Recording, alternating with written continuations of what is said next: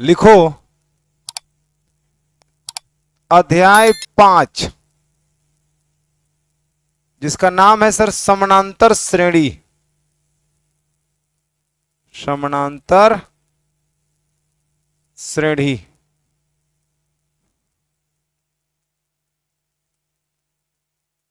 Arithmetic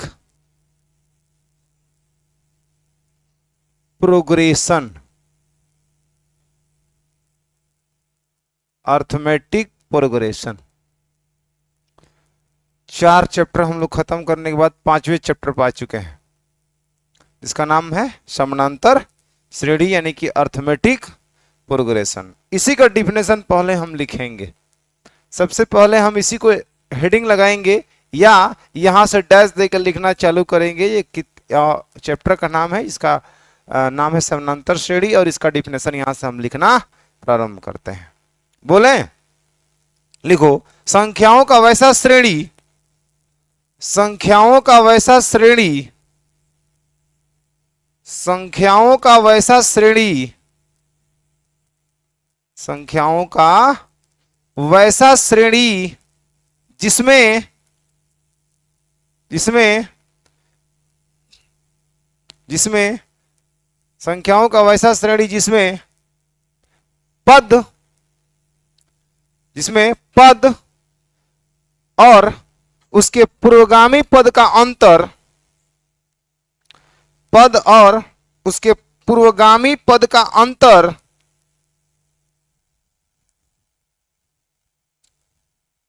संख्याओं का वैसा श्रेणी जिसमें पद तथा उसके पुरोगामी पद का अंतर सदैव समान हो, सदैव समान हो, सदैव समान हो, उसे समानांतर श्रेणी में कहा जाता है। संख्याओं का वैसा श्रेणी जिसमें किसी पद और उसके पुरोगामी पद का अंतर, संख्याओं का वैसा श्रेणी जिसमें किसी पद और उसके पुरोगामी पद का अंतर सदैव समान हो, सदैव समान हो गया, उसे समानांतर श्रेणी में कहा जाता है। उसे समानांतर श्रेणी में कहा जाता है। संख्याओं का वैसा श्रेणी जिसमें किसी पद और उसके पुरोगामी पद का अंतर सदैव समान हो, उसे समानांतर श्रेणी में कहा जाता है। देखो सुनो ध्यान से, जैसे मैं समझो बाबू, जैसे बोल रहा है संख्याओं का वैसा श्रेणी। संख्याओं का श्रेणी का मतलब क्या होता है? श्रेणी से पहले एक अनुक्रम होता है, जिसको हम लोग सीरीज कहते हैं, ठीक ना। जैसे क्रमबद्ध संख्याओं को लिखना, वो समझो अनुक्रम होता है। अनुक्रम से निकल के आता है समानांतर श्रेणी। एक होता है अनुक्रम। अनुक्रम क्या है? जब हम संख्याओं को किसी भी क्रम में सजा दोगे ना, किसी भी रूल रेगुलेशन के तहत, तो वो अनुक्रम बन। समझ लो 2 4 6 8, ये एक अनुक्रम है, एक सीरीज है, संख्याओं का सीरीज है।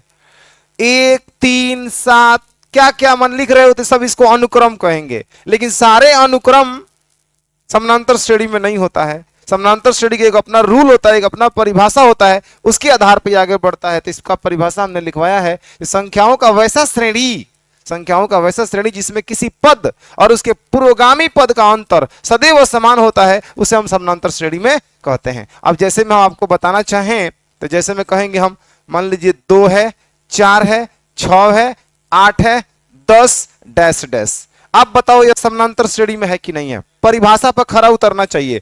किसी पद, मान लो ये 2 पद है, 2 के पहले कोई संख्या है तो इसको छोड़ो। आप बताओ यहां कितना है? 4। 4 के पहले कितना है? 2, तो इसका अंतर कितना बन रहा है? 2। 4 और 2 का अंतर कितना बन रहा है? 2। फिर यहां इसको पकड़ो 6, और 6 के पहले पद कौन है? 4, इसका अंतर कितना है? 2। इसको पकड़ो 8, 8 के पहले कितना है? 6, इसका अंतर कितना है बाबू? 2। तो कहेंगे समानांतर श्रेणी में है। तो संख्याओं का वैसा श्रेणी जिसमें किसी पद और उसके पूर्वगामी पद का अंतर, उसके ठीक पूर्वगामी माने पहले वाले पद का अंतर सदैव समान होना चाहिए, हमेशा समान होना चाहिए। कोई भी 2 पद का अंतर लीजिए, एकदम समान आना चाहिए। तो उस अवस्था में ऐसे संख्याओं के श्रेणी को हम क्या कहते हैं? समानांतर श्रेणी में कहते हैं कि यह समानांतर श्रेणी में है। बस सबसे आसान चैप्टर है, इस पूरे किताब का सबसे आसान चैप्टर है ही। अगर आप बढ़िया से समझेंगे तब इसमें कुछ जो भी फॉर्मूला है, 3 गो मात्र फॉर्मूला ही है, और 3 फॉर्मूला से पूरा चैप्टर खत्म हो गया है।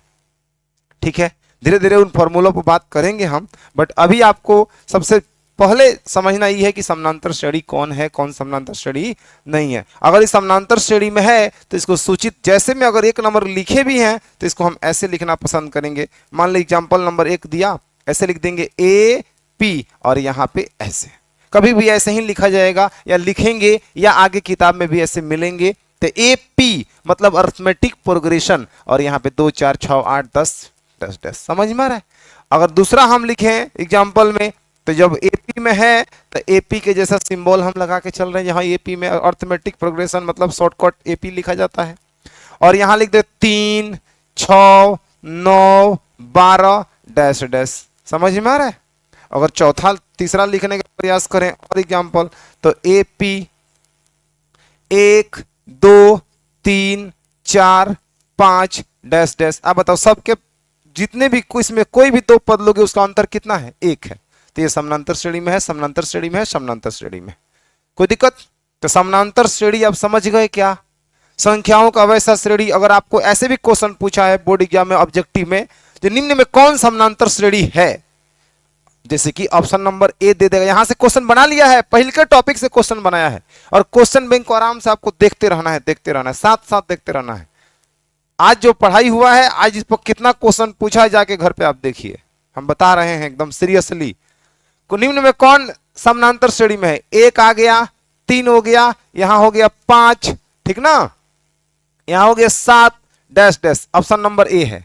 ऑप्शन नंबर बी का बात करें तो कह देंगे 1 5 11 13 डैश डैश।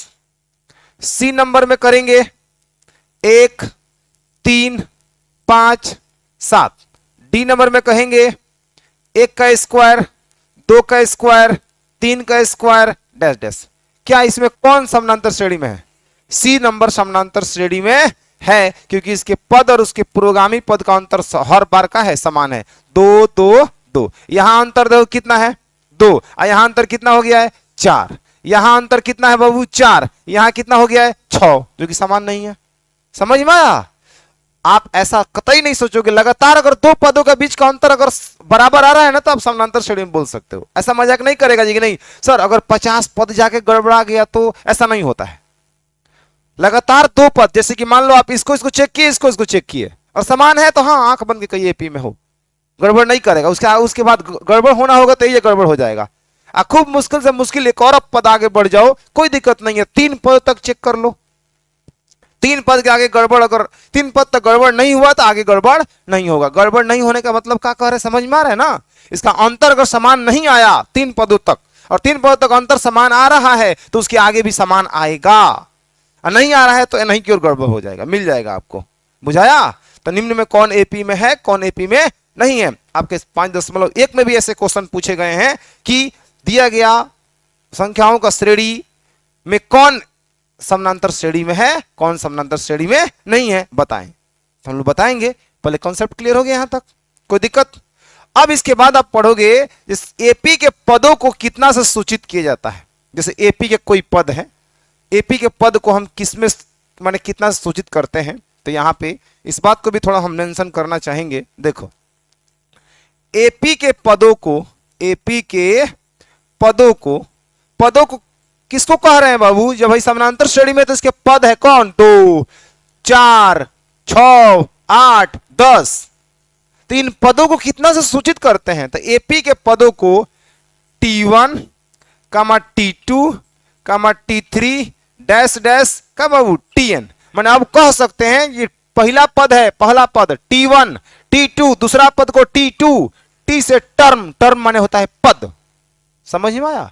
T से टर्म, टर्म माने पद, तो पहला पद T1 मतलब पहला टर्म मतलब पहला पद, T2 माने दूसरा टर्म मतलब दूसरा पद, T3 मतलब तीसरा पद मतलब टर्म 3 मतलब तीसरा पद, वही चौथा पांचवा छठवा एनवा पद मतलब क्या, अंतिमवा पद को कहा हम कितना कह रहे हैं, एनवा पद। समझ में आ रहा है। तो एपी के पदों को T1, T2, T3 dash dash Tn, या कभी कभी किताब में ऐसे भी लिखेगा, या A1, A2, A3 dash dash An से सूचित किया जाता है, से सूचित किया जाता है, सूचित किया जाता है। किसी को कोई दिक्कत है बाबू? किया जाता है। इतना बात सबको समझ में आया क्या? एपी के पदों को T1, T2, T3 dash dash Tn या A1, A2, A3 dash dash An से सूचित किया जाता है। अगर हम आपसे पूछें तो बताओ बाबू, इस पहले एपी जो लिखे हैं उदाहरण में, इसमें T1 कितना है? 2, T2 कितना है? T3 कितना है? T4 कितना है? T5 कितना है? 10। इसमें T1 कितना है? T2, T3, T4। समझ में आ गया? तो इतना बात आप नोट करिए, फिर आगे बढ़ते हैं।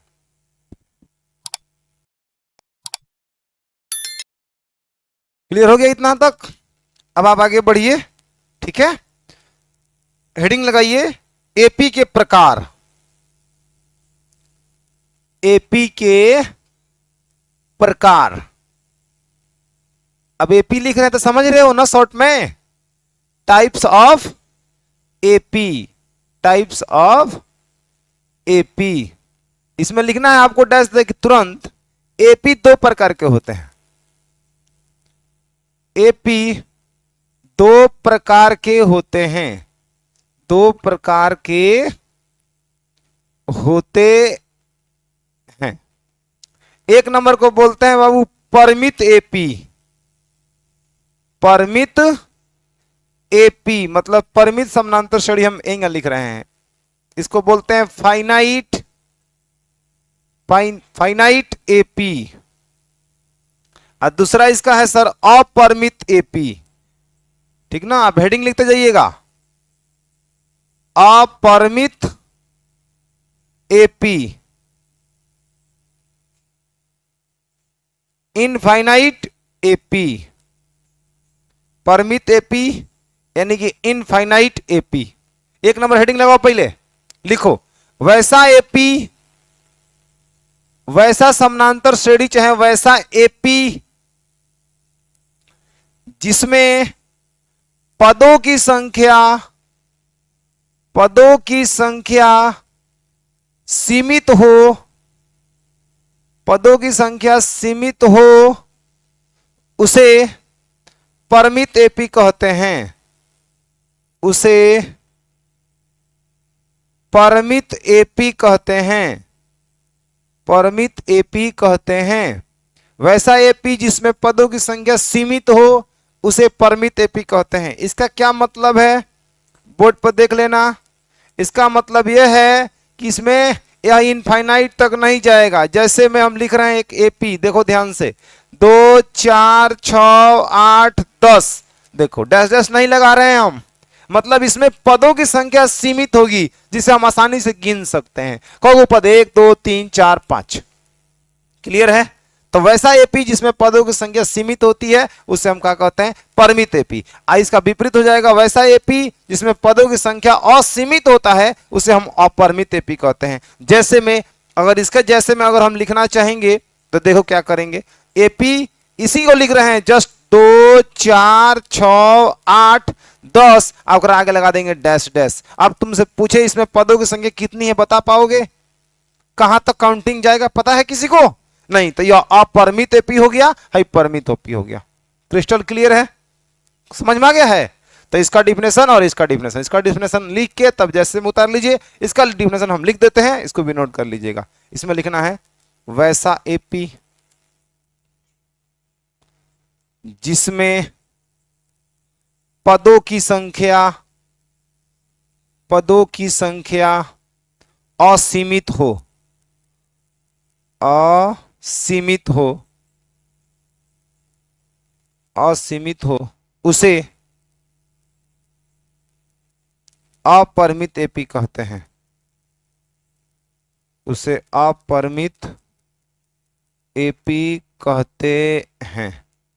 वैसा एपी जिसमें पदों की संख्या असीमित हो उसे अपरमित एपी कहते हैं। जैसे में नोट करिए, फटाक दे इतना यहां तक।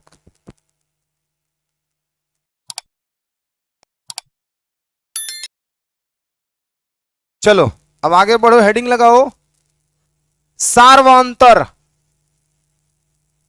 सार्वअंतर को एक और नाम से जानते हैं हम पदांतर या पदांतर, पदों का अंतर।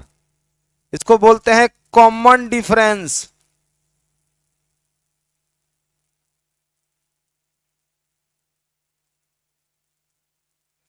कॉमन डिफरेंस, सार्वंतर। ठीक है, इसका डिफिनेशन क्या होता है पहले इसको समझिए ध्यान पूर्वक। कहता है ये कि किसी एपी के किन्हीं दो पदों के बीच के अंतर को हम सार्वंतर कहते हैं। कोई दिक्कत? एपी के किसी समानांतर श्रेणी के, चाहे किसी एपी के किसी समानांतर श्रेणी के किन्हीं दो पदों के बीच का अंतर, किन्हीं दो पदों के बीच के अंतर को, दो पदों के बीच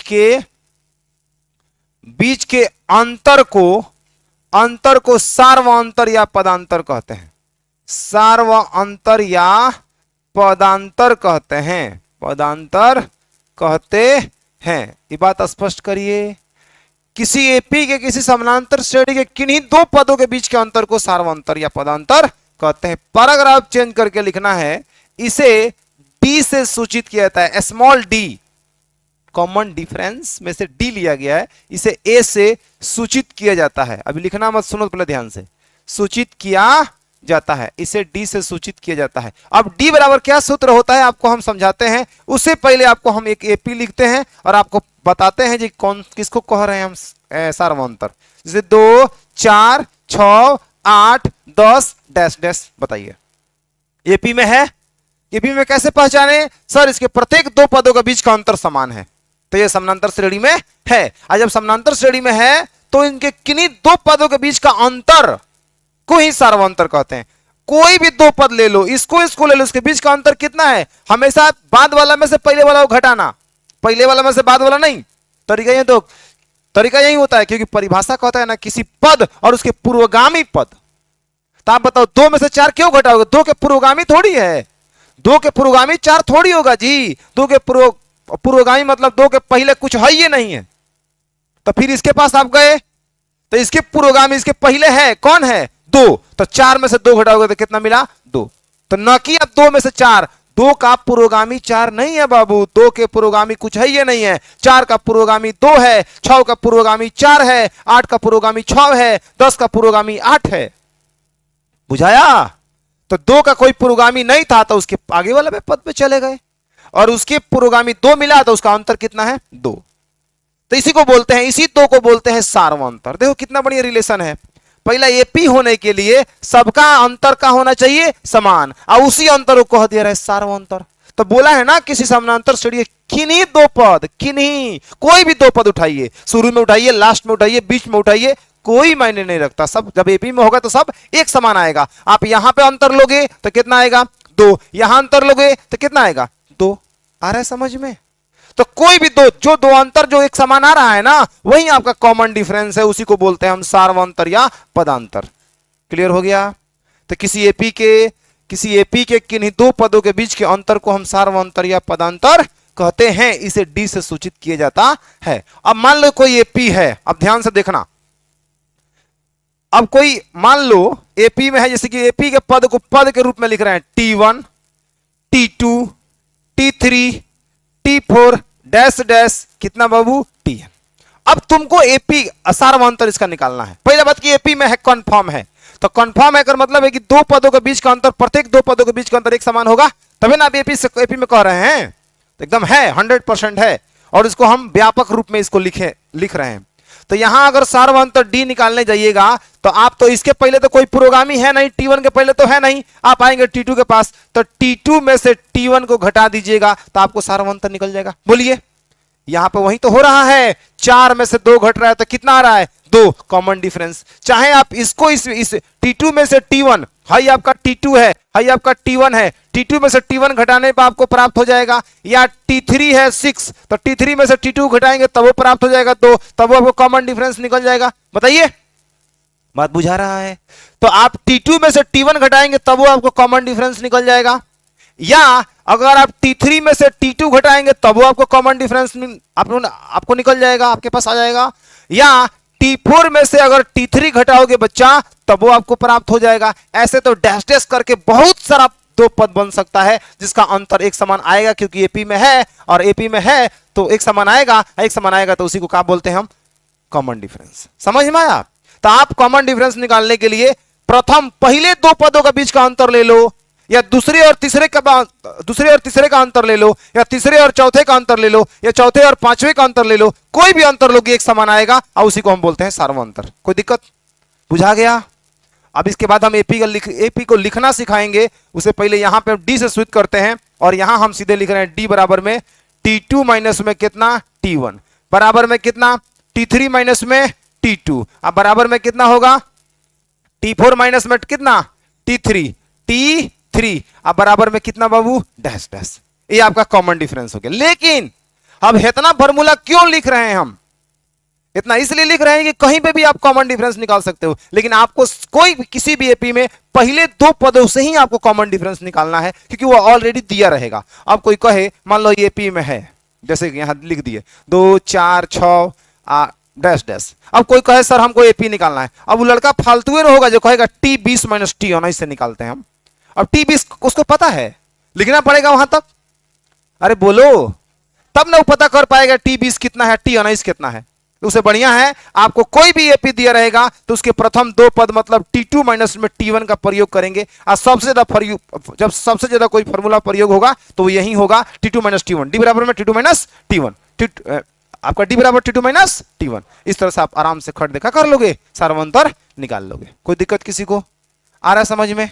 तो सार्वंतर बराबर फॉर्मूला आपको इतना पूरा लिख रहे हैं, लेकिन ये पूरा ना लिख के अगर हम यहां से इसको मिटा दें तब वो कोई दिक्कत वाली बात नहीं है। यही आपका फॉर्मूला होगा, लेकिन आप इसको भी लिख के रखिए। आप काम किससे करेंगे? तो सिर्फ और सिर्फ इतना ही से काम करना है, डी बराबर T2 माइनस T1। कोई दिक्कत है? नोट करिए यहां तक। तो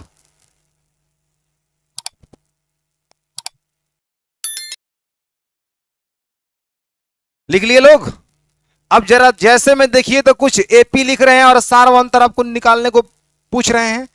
जैसे एपी आप लिख दिए हम 3 6 9 12 डैश डैश, ऐसे क्वेश्चन ऑब्जेक्टिव में पूछे गए हैं। एपी लिख देगा, कहेगा आप बताइए सार्वंतर बताइए, इसका सार्वंतर बताइए। तो सार्वंतर डी बराबर में सीधे करेंगे T2 माइनस में कितना बाबू T1। T2 का मान कितना है बताओ 6, और T1 का मान कितना है 3, घटाओगे तो कितना आएगा 3। आपका आंसर हो गया, खत्म। आ रहा है समझ में? कोई दिक्कत है? और एक और बात अभी जानिए आप, क्योंकि अब हम आपको इसका उल्टा सिखा रहे हैं। उल्टा सिखाने का मतलब क्या? जैसे कि कोई समानांतर श्रेणी में है तो उसके पहले पद को कितना सूचित करते हैं हम T1 से, उसके पहले पद को A से भी सूचित किया जाता है। A कितना से बाबू A सर, तो इसको T से भी सूचित कर सकते हैं। हाँ कोई दिक्कत नहीं है, लेकिन सबसे ज्यादा कोई फॉर्मूला बना है तो वो A को लेकर बना है। तो प्रथम पद आपका कितना है A है।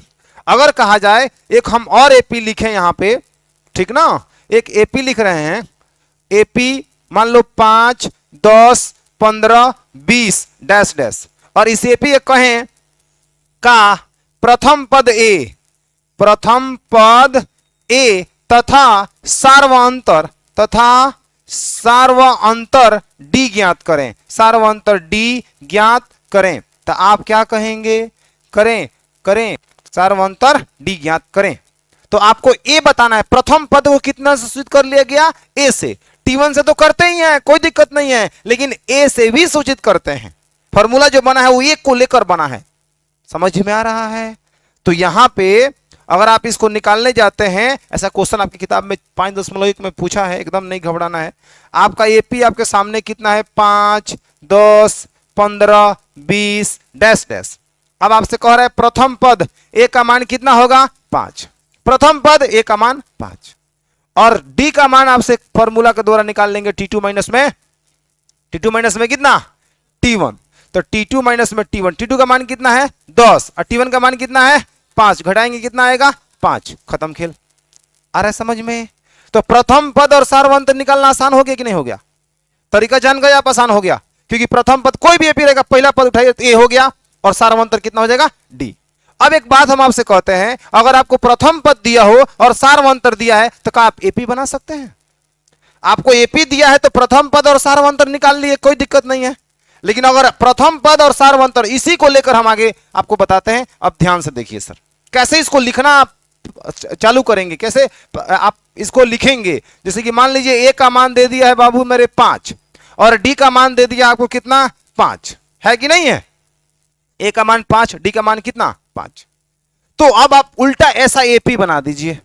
तो आप कैसे लिखेंगे, सबसे पहले आपको T1 पहला पद चाहिए, तो T1 आपका ए हो जाता है। तो ए का मान कितना है बाबू 5। और उसके बाद चाहिए T2, तो T2 कैसे निकालोगे आप मुझे बताओ। उसमें 5 जोड़ देना है, जब अंतर 5 है तो 5 जोड़ते चले जाइए। अब 5 में 5 जोड़ोगे तो कितना हो जाएगा बताओ तो। जो T1 पद था उसमें सार्वंतर 5 को जोड़ दो, बोलो बाबू। तो T1 कितना था 5 था, बोलो 5 है ना। इसमें 5 5 5 कितना हो जाएगा 10। अब फिर तुमको T3 चाहिए, तीसरा पद चाहिए, तो तुम T2 में जब T2 चाहिए था तो T1 उसके पहले वाला पहले पद में 5 जोड़ देंगे, दूसरा पद निकल जाएगा। अब तीसरा पद निकालना तो दूसरा पद में फिर 5 जोड़िए, तो T2 और प्लस में कितना 5। 5 कौन है,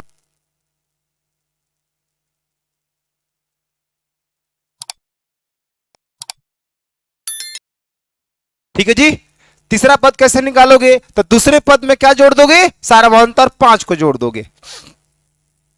दूसरा पद कितना आया है 10, और डी का मान कितना है 5, 10 5 कितना 15। देखो तीसरा पद 15 है। फिर तुमको चौथा पद निकालना होगा तो क्या करोगे, तीसरा पद में फिर सार्वंतर डी को जोड़ोगे, बोलो। अगर तुमको छठवां पद चाहिए, छठवां पद निकालना हो तो क्या करोगे, पांचवें पद में सार्वंतर डी को जोड़ दोगे, छठवां पद निकल जाएगा। आ रहा है समझ में। तो इस तरह से अगर समानांतर श्रेणी का पहला पद और सार्वंतर दिया रहे, प्रथम पद और सार्वंतर दिया रहे, तो आप एपी भी बना सकते हो।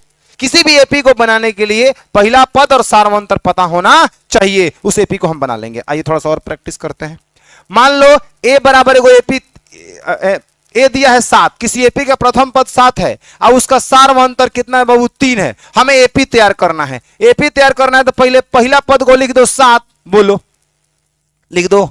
इसमें सार्वंतर जोड़ो कितना होगा 10, 7 3, फिर 10 में सार्वंतर को जोड़ो कितना होगा 13, फिर 13 में सार्वंतर को जोड़ो कितना होगा 16। लो एपी बन के तैयार हो गया। कोई दिक्कत है, समझ में आया। और इस एपी से प्रथम पद और सार्वंतर निकालना होगा तो निकाल लो, यही आएगा। ए का मान सीधे तुमको साफ साफ दिख रहा है 7, और डी बराबर करोगे तो T2 माइनस में कितना होगा T1। 10 में से 7 जाएगा कितना होगा 3, हो गया कहानी खत्म। या तुम डी का मान निकालना हो तो अगर तुम T4 माइनस T3 का प्रयोग करो तब वो 16 में से 13 जाएगा तो 3 आएगा। आ रहा है समझ में। अब इसका हेल्प लेके हम एक फॉर्मूला बना रहे हैं शानदार, देखो ध्यान से। जैसे ये फॉर्मूला है, इसके द्वारा तुम कोई भी पद आराम से निकाल सकते हो। प्रथम पद और सार्वंतर दिया रहेगा, 20वां पद, 30वां पद, 50वां पद, 100वां पद, किसी भी एपी का कोई भी पद तुम निकाल सकते हो। देखो इसको कहते हैं हम एपी के पदों को लिखना। यहां एपी के पदों को क्या करना बाबू, लिखना। एपी के पदों को कैसे हम लिखते हैं अब उसको बात हम समझेंगे। देखो इसमें कहेंगे ये माना किसी एपी का प्रथम पद, एपी का क्या बाबू प्रथम पद ए तथा सार्वअंतर डी हो तो, क्योंकि ए और डी ही चाहिए ना एपी को लिखने के लिए, बोलो। ए और डी के द्वारा ही तो एपी लिख पाए हैं हम लोग। तो ए और डी पता, तो माना किसी एपी का प्रथम पद ए और सार्वअंतर डी हो तो कैसे लिखते हैं, डी हो तो एपी का प्रथम पद T1 बराबर में ऑलरेडी ए हो जाएगा, बोलो हो जाएगा। अगर तुम T2 निकालने जाओगे तो सर ए में डी जोड़ देना। देखो क्या कर रहे थे, ए लिखे, ए में आपने क्या जोड़ा डी जोड़ा, साथ में आपने 3 जोड़ा, कितना पद अगला पद निकल गया। अब तो संख्या तो है नहीं जो जुट के एक हो जाएगा, यही लिखाएगा ए प्लस का डी। अगर तुम तीसरा पद निकालने जाओगे बच्चा तो इसमें ए प्लस डी तो है, इसमें गौरी डी जोड़ोगे तो ये कितना हो जाएगा ए प्लस में 2d, तो तीसरा पद के लिए हो जाएगा ए प्लस में 2d। बोल बच्चा आ रहा है समझ में। अब फिर तुम चौथा पद लिखने जाओगे बाबू तो तीसरे पद में फिर तुम डी जोड़ो है, तो तीसरा पद कितना है जी a प्लस में 2d है, फिर इसमें d जोड़ो तो a प्लस में कितना होगा बच्चा 3d, यानी कि a प्लस में 3d। अब तुम कान पकड़ लिया है, अब ऐठो उसको। ऐठने का मतलब क्या है सर, एक है तो इसमें खाली ये आ रहा है, T2 है तो a प्लस 1d, T3 है तो 1 प्लस a प्लस 2d, मतलब ये तो सब में आ रहा है सर, आएगा। आप 4 है 3 है तो 2 गो डी, 4 गो है तो 3 गो डी, यानी 5 गो रहेगा तब कितना डी, 4 डी, 6 रहेगा तो कितना रहेगा 5 डी। तो यानी अगर T5 लिखे तो आपको अब देखने की जोड़ने की जरूरत नहीं है, A+4D सर। T6 लिखना होगा तो आप कहोगे सर A+ में कितना 5D सर। अब तुम बताओ मुझे, अगर तुमको इसी तरह लिखते लिखते लिखते लिखते एक दिन ऐसा जगह पर जाओगे जहां तुमको TN लिखना पड़ेगा बच्चा, तो तुम क्या लिखेगा जरा मुझे कोई बताएगा। पहला बात की सर ए तो सब में आ रहा है तो एनवा पद में भी ए तो रहेगा है।